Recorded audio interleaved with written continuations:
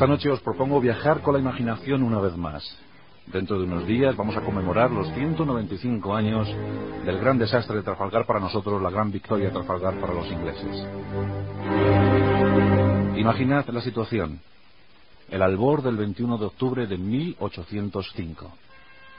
En ese 21 de octubre nos encontramos con 33 navíos formando una amplia línea recta.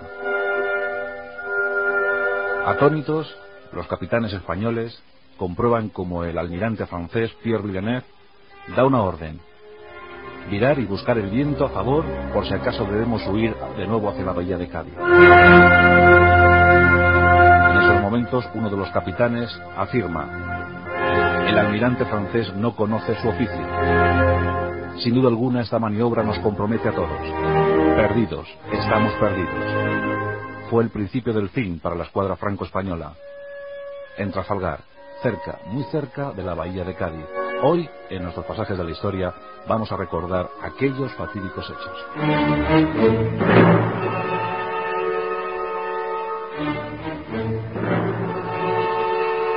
Después de la firma del Tratado de Amiens en 1802, en marzo de 1802, comienza un periodo dulce, lo que llamarían los historiadores, periodo dulce para Napoleón. Un periodo que abarcaría 10 años, desde el Tratado de Amiens de 1802 hasta el desastre de la Grande Armée en Rusia, en las lejanas estepas rusas. La Grande Armée con más de 500.000 hombres, toda perdida. En esos 10 años ocurrieron cosas muy interesantes para la historia. En 1802, como os decía, se firmó la paz. Una paz triste, una paz agónica, lo que se puede denominar un periodo entre guerras. Los eternos rivales aprovecharon para pertrecharse una vez más, para fortificarse hasta los dientes. Y en la mente de Napoleón comenzó también a pertrecharse una idea, la de la invasión definitiva de Inglaterra. Napoleón quería dar el golpe definitivo a Inglaterra, a su eterna enemiga. Con tal fin, acumuló 2 grandes ejércitos en el norte de Francia. La idea es que 2.000 buques mercantes, incluso globos, transportaran a más de 160.000 hombres y así batir definitivamente al enemigo inglés. Y crea 2 enormes bases donde se albergaron estos 160.000 hombres. En 1803 se rompen las hostilidades. Hasta entonces, ¿qué habían hecho los contendientes? Pues Napoleón, ya lo hemos dicho, preparar una gran flota de más de 2.000 barcos para esa invasión. En Inglaterra, William Pitt, el joven, había llegado al poder. Y consciente de lo que se le venía encima, también a su vez fortificó toda la isla. Una enorme empalizada de madera quería defender a los ingleses de la presunta invasión francesa. Pero también intentó mejorar su flota. Y construyó 80 naves, 80 magníficas naves, a base de madera de roble, posiblemente los últimos robles del Reino Unido. Y también movilizó a su gente. Procuró una leva forzosa. Y así se consiguieron 20.000 nuevos marineros para la Real Armada. Marineros que en su mayoría provenían de la marina mercante. Hombres muy adiestrados, muy avezados. Hombres que iban a dar un máximo rendimiento a partir de entonces. Napoleón somete a bloqueo a la isla. Pero algunos puntos siguen siendo afines a los ingleses, entre ellos Portugal, lo que provocaría años más tarde la invasión de este país. Napoleón busca a toda costa desguarecer las costas inglesas. Quiere desproveerla de sus defensores flotantes. Al frente de la flota británica, un gran almirante, Horatio Nelson. En diciembre de 1804, Napoleón involucra en la guerra a los españoles. La debilidad de nuestra Casa Real procura esta alianza, una alianza fatídica. Y así una suerte de combates por los mares. Hay una flota en el Mediterráneo que impide que la invasión de Inglaterra sea la propicia. Horatio Nelson está al frente de esa flota. Le apoya a su gran amigo Colbert Collingwood. Hay que conseguir engañar a los ingleses. Tenemos que sacar esas grandes flotas de la zona. ¿Qué hacer? cómo debemos actuar. Napoleón había puesto al frente de su flota a Pierre Villeneuve, al que más tarde llamaría el infame Villeneuve. Villeneuve no era un buen oficial, no era un buen marino. La Revolución Francesa había acabado con la oficialidad. Los mares no eran gobernados por los grandes oficiales franceses, aristócratas en su mayoría. Algunos habían muerto víctimas de la revolución, casi todos habían emigrado. Por tanto, el segundo o tercer escalafón de la Marina Real Francesa había subido a la cumbre. Y esos hombres no estaban realmente preparados para el combate con el inglés. Y además, la marinería no era la mejor posible. En el caso español, teníamos unos estupendos oficiales, pero la marinería estaba compuesta en su mayoría por campesinos, por presos, que pagaban su pena sirviendo a la Marina Real Española. Y muy pocos barcos. Teníamos muy pocos barcos. Luego hablaremos de la Marina Española. Los franceses sí tenían bastantes barcos, pero los británicos eran mejores. Se intenta despistar al enemigo. Sería prolijo entrar en detalles, pero la propuesta era desviar la atención de Nelson hacia el Caribe, hacia las Antillas. Que Nelson picara el anzuelo, y una vez que hubiese picado el anzuelo, Villeneuve volvería sobre sus pasos para asistir a Napoleón en la invasión de la Inglaterra que él pretendía dominar. Todos esos movimientos fallan. Napoleón manda una orden a Villeneuve. A pesar de no haber cumplido con ese objetivo, deberá volver sobre sus pasos y ayudar a Napoleón no obstante. Debe dirigirse hacia el Ferrol. En el Ferrol, después de algún percance, Villeneuve decide volver sobre sus pasos y refugiarse en la bahía de Cádiz. Era el principio del fin para la escuadra franco-española. Nelson se frotó las manos. Nelson quería combatir, exterminar, hundir definitivamente la flota aliada. El pozo cerco bloqueó la bahía de Cádiz. Todo estaba dispuesto. Septiembre de 1805. Las naves inglesas merodean la bahía de Cádiz. 27 barcos perfectamente pertrechados. Entre ellos navega el Victory, el muy marinero Victory, con 100 cañones y una tripulación de más de 800 hombres. Además de eso, un buen número de navíos de línea que tenían 74 cañones y tripulaciones de 600-700 hombres. Una marina fantástica, decían que eran los mejores marineros del mundo. Y además de todo eso, muy motivados, motivadísimos por el empuje de Horatio Nelson.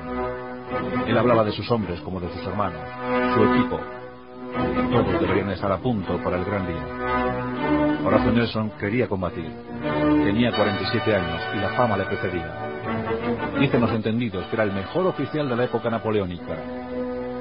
Él, junto al duque de Wellington, batiría a Napoleón, uno por mar, el otro por tierra. Pero mientras tanto, ¿qué está haciendo Villeneuve? Villeneuve está nervioso, tiene 42 años. Se encuentra con sus barcos, unos 33, en la bahía de Cádiz. Las previsiones son muy pesimistas. Y las provisiones escasas. Andalucía había sufrido una especie de epidemia de fiebre amarilla y había dado al traste con la vida de miles de andaluces. No podían enviar los suministros que la flota requería. Los gaditanos estaban preocupados. También se había movilizado a su gente. El 28 de septiembre, después de unas vacaciones, Horatio Nelson llega, se reintegra a su flota. Encuentra a sus marineros muy ociosos y les pone a pintar los barcos. Les vuelve a motivar, organiza cenas informales con sus oficiales. Les empieza a hablar de sus planes, les pide opinión. Esto estimula muchísimo a los jóvenes oficiales británicos, ansiosos también por dar una buena victoria a Inglaterra. Collingwood está al lado de Nelson y los dos saben perfectamente lo que hay que hacer. Esos 27 barcos darían mucha guerra. En la bahía, los 33 franco-españoles preparaban a sus tripulaciones como podían. Las maniobras no se cumplían. No había entendimiento entre los franceses y los españoles. ¿Qué ocurriría? ¿Qué pasaría? Napoleón desespera. Ordena a Villeneuve salir de allí. Villeneuve no termina de decidirse. Al final Napoleón decide destituirle. Va a enviar a Rochely para que le sustituya. Y cuando Villeneuve, gracias al servicio secreto, se entera de su destitución, toma una decisión precipitada. Hay que salir entonces. Presentaremos batallas y ganaremos el favor del emperador. El 18 de octubre salen los 7 primeros barcos. Van a presentar batalla. En los planes de batalla franceses no figuraba nunca la victoria. Los franceses siempre atacaban pensando que iban a ser vencidos por los británicos. Villeneuve, después de las lecciones sufridas, por ejemplo en Aboukir, sabía que su tropa, que su marinería, no estaría a la altura de las exigencias del combate. Los franceses atacaban intentando desarbolar los barcos británicos y luego huyendo, mientras que los británicos atacaban intentando hundir, intentando esquilmar las tropas de sus contendientes. Qué visión tan distinta de la batalla, ¿verdad? Los franceses lanzar un zarpazo y escapar, los británicos atacar hasta el final. El 18 de octubre, 7 barcos han conseguido salir. El resto lo hace a duras penas. E inician un despliegue en 3 líneas. Intentan acercarse a los británicos. Pero Villeneuve siempre mirando a su retaguardia, siempre pensando que cuando ataque deberá retirarse inmediatamente para no sufrir destrozos. Los españoles, los oficiales españoles, piensan que el almirante francés no sabe nada acerca del oficio del mar. Saben que van hacia una derrota segura. Entre los españoles teníamos a los mejores, la flor y nata de la oficialidad española. Ahí estaba Churruca, ahí estaba Gravina, Alcalá Galiano, Ignacio María de Álava. Grandes marineros y grandes barcos. Los mejores barcos de la época, el Santísima Trinidad, que curiosamente había sido flotado en los astilleros de La Habana, el mismo año en el que nacía el emperador Napoleón en Ajaccio, en Córcega, 1769. Estaban los 3 magníficos del Santísima Trinidad, el Santa Ana y el Príncipe de Asturias. En este último iba Gravina. Los franceses contaban con 18 barcos. Los españoles aportaron 15. ¿Qué pasaría? ¿Qué ocurriría? Villeneuve ordena crear una gigantesca línea, así ponerse en paralelo con los británicos e intentar presentar batalla. El 21 de octubre de 1805 todo estaba listo para entrar en la historia. Estaba a punto de celebrarse la gran batalla de Trafalgar, la definitiva para los británicos. Nelson quiere guerra a toda costa. Ordena crear 2 grandes escuadrones de ataque. Él mismo asumiría el primer escuadrón, el que entraría en contacto con la vanguardia y el centro del enemigo. Collingwood se ocuparía de la retaguardia. Deberían envolver a la escuadra franco-española y evitar así su huida. Querían acabar de una vez por todas con el problema. Repito que la maniobra fue tremendamente injusta por parte de Villeneuve, porque sometió a un serio compromiso a todos los navíos.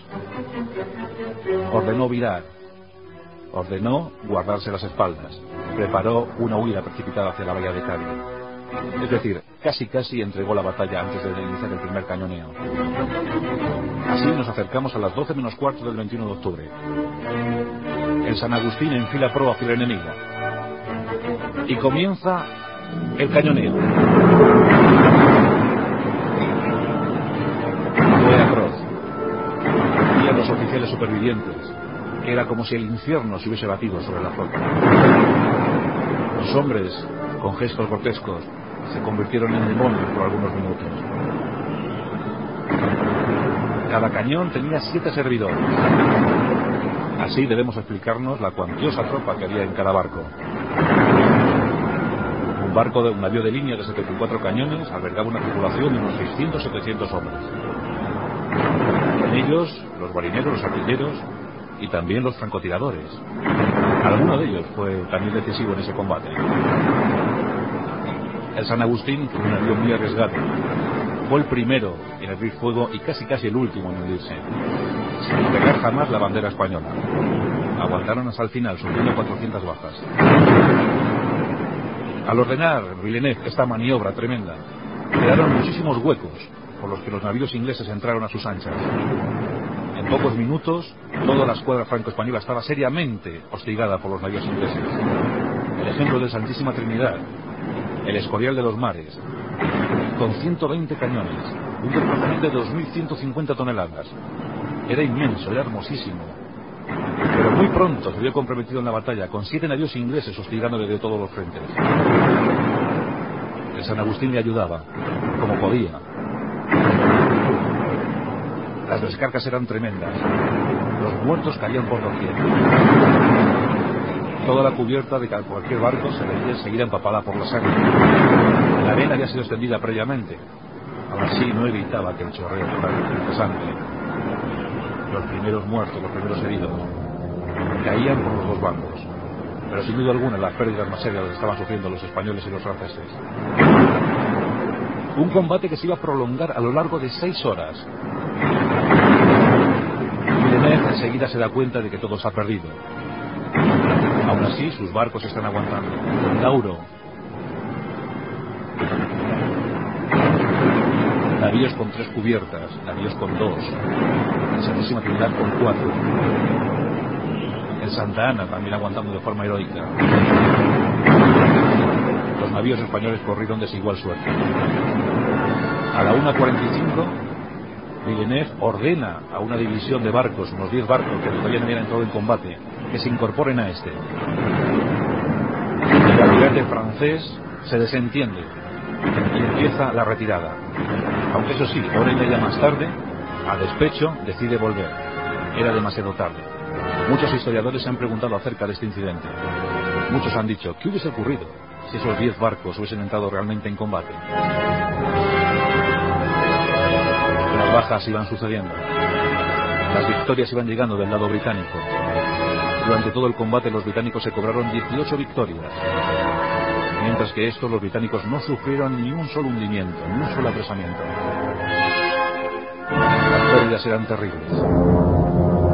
El San Justo y el San Leandro empezaron a cañonear también. Los españoles obtuvieron un estupendo resultado a lo largo de toda la batalla. Pero era demasiado tarde. Cada barco era hostigado por otros 2, 3, aunque el Victory sufrió muchísimas bajas y tremendas averías. Muchos barcos ingleses fueron tocados, pero ninguno hundido. Nelson se sabía vencedor. Pero ocurrió un hecho trágico. Él no se había despojado de su uniforme lleno de medallas. Quería estar muy orgulloso y muy galante de su gran victoria. El cirujano del Victory le asevera: capitán, de esa manera usted es blanco fácil para los aliados. Nelson ni siquiera le respondió. Estaba excitadísimo por el combate. Un francotirador del Redoutable se fijó en aquel almirante y desde lo alto de un mástil le procuró un disparo. Entró por un hombro y le golpeó la espina cervical. Cuando uno de sus comandantes se acercó a él, dijo: estoy perdido, me han roto la columna, es el fin. Aún así todavía pudo resistir, pudo aguantar para ver cómo su escuadra ganaba la batalla de Trafalgar.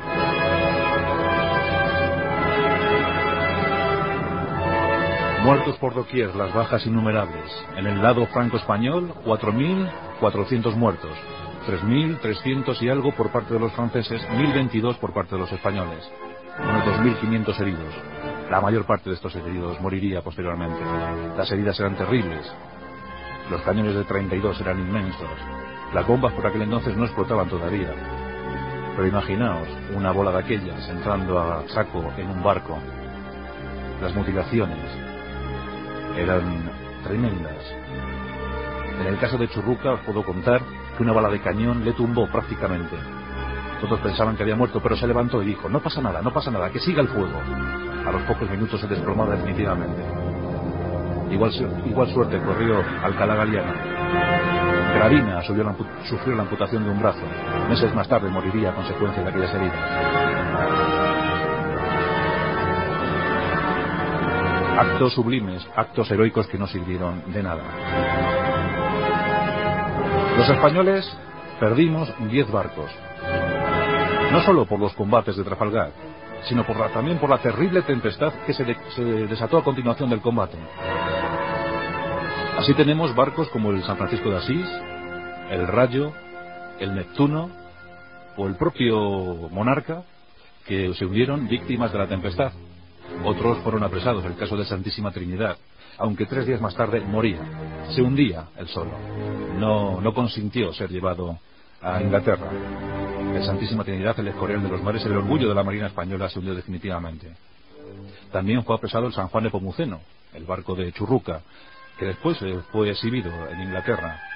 También el San Ildefonso, aquel que dio nombre a toda una generación de barcos, también fue apresado. Pero otros se libraron. Por ejemplo, el caso del Santa Ana, que aunque quedó a merced del enemigo, una incursión desde la bahía de Cádiz consiguió salvarle a tiempo. También se salvaron el San Leandro, el San Justo, asimismo el Montañés. Fue algo tremendo, 10 barcos perdidos, que tampoco fueron mucho porque nosotros ya andamos muy mal de flota, aunque luego después, en 1808, nos hicimos con 6 barcos franceses. Eso recuperó de alguna manera nuestra flota, pero siempre estuvo muy mermada la flota española. Después del Tratado de Utrecht, prácticamente no teníamos flota. Le damos al Marqués de la Ensenada que se recuperara esa flota durante el siglo XVIII. A finales del siglo XVIII contábamos con más de 110 barcos de guerra. Pero fijaos que en 1805 tan solo teníamos 46 barcos de guerra. En 1810 teníamos tan solo 26. Y en 1820, 17 barcos. Pero lo que es peor, en 1853 solo contábamos con 3 navíos de guerra. Solo 3. Para defender nuestras costas y las costas de las colonias que todavía quedaban. Ha sido el eterno problema de nuestra flota.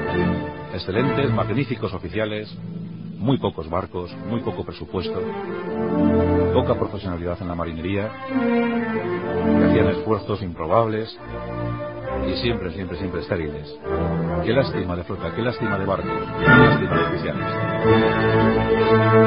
Después de este desastre, donde perdimos tantas naves, tantos hombres, tantas historias, llegó la desesperación por parte de Napoleón. Villeneuve fue apresado, un año más tarde fue devuelto, aunque se suicidó en extrañas circunstancias. Dicen que propiciado todo por Napoleón. Napoleón, cuando perdió en Trafalgar, estaba preparando su brillante victoria en Ulm y después en Austerlitz su más brillante victoria. Desde luego que la invasión de Inglaterra se desestimó enseguida. Y después la historia de Napoleón, ya la conocéis sobre.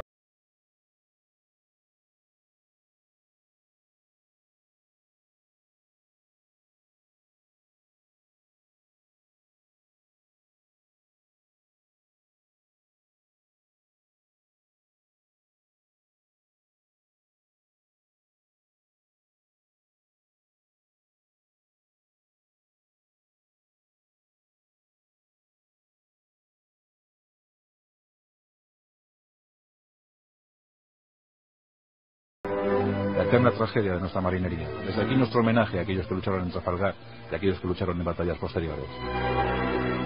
Pero desde entonces, aún muerto Nelson, ya nadie se atrevería a decir que el mar no pertenecía a otros sino al Reino Unido. Inglaterra desde entonces fue la reina y señora de los mares. Y lo consiguieron gracias a Trafalgar. Por cierto, los muertos británicos unos 448, entre ellos Nelson. Heridos unos 1200. No perdieron ni un solo barco. Cifras desiguales. El combate legendario de Trafalgar. Los muertos británicos, como os decía, tienen su monumento, tienen un monumento inmemorial en Gibraltar. Nada más y nada menos en Gibraltar podéis encontrar ese homenaje a los muertos británicos en el combate de Trafalgar. Y algunos detalles curiosos. Por ejemplo, que Redoutable fue apresado. En él entraron unos marineros británicos y también fueron víctimas de la tempestad. Lo que pasa es que, a diferencia de lo que hicieron los británicos con nuestros marineros españoles, con la Armada Invencible, con el desastre de la Armada Invencible en 1588, los gaditanos prestaron una atención exquisita a los británicos. Cuentan que se deshicieron en favores hacia los británicos y les trataron francamente bien. Qué diferencia de trato, ¿verdad? Qué diferencia en la educación. Nuestros gaditanos supieron estar a la altura que no habían estado los británicos siglos antes. La batalla de Trafalgar, un pasaje épico, una página épica de nuestra historia, y que aquí hemos recordado hoy en nuestra Rosa de los Vientos.